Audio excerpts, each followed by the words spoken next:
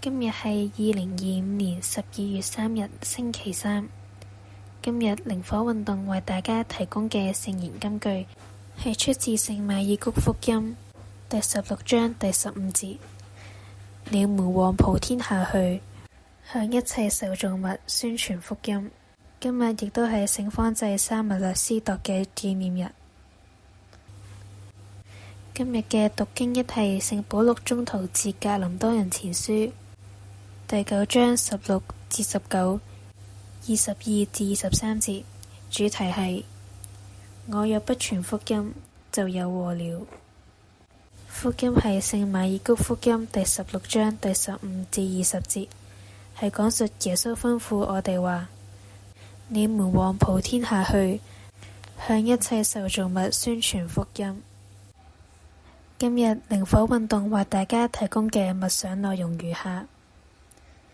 今日嘅第一篇讀經，保祿向格林多人講述自己傳福音係不得已嘅事，不傳便有禍了。我很欣賞保祿傳福音嘅態度，對一切人我就成為一切，為的是總要救些人。我經常在想，係乜嘢吸引保祿去義無反顧地傳福音呢？又保祿點解咁着緊別人嘅得救？別人嘅得救同我哋有關咩？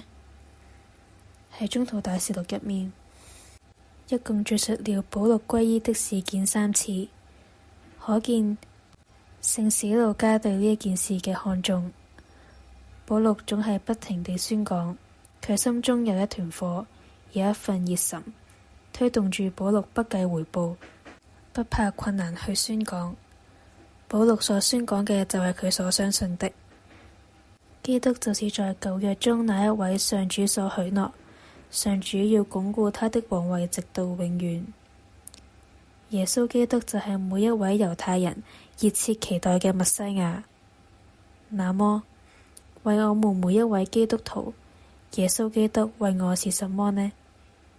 唯不借我自己而言，認識基督，使我願意放下自己嘅面具，認識自己嘅真我，認識基督，使我了解自己受造嘅目的同埋生命將來嘅去向，尋回真正嘅自己，回到自己被上主創造時嘅真模樣。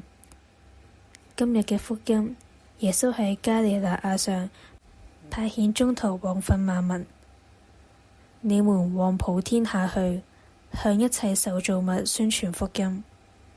呢個係耶穌升天之前向門徒發出的最後囑咐，係耶穌嘅心願，亦都係天父嘅心願。但願這心願能成為一股動力，成就我或成就你喺福傳嘅事工上去。今日嘅祈禱同埋反思如下：仁慈嘅天父，願天下嘅人都因你嘅名，不分種族，不分國界，都合而為一，因主耶穌基督之名而求。阿們。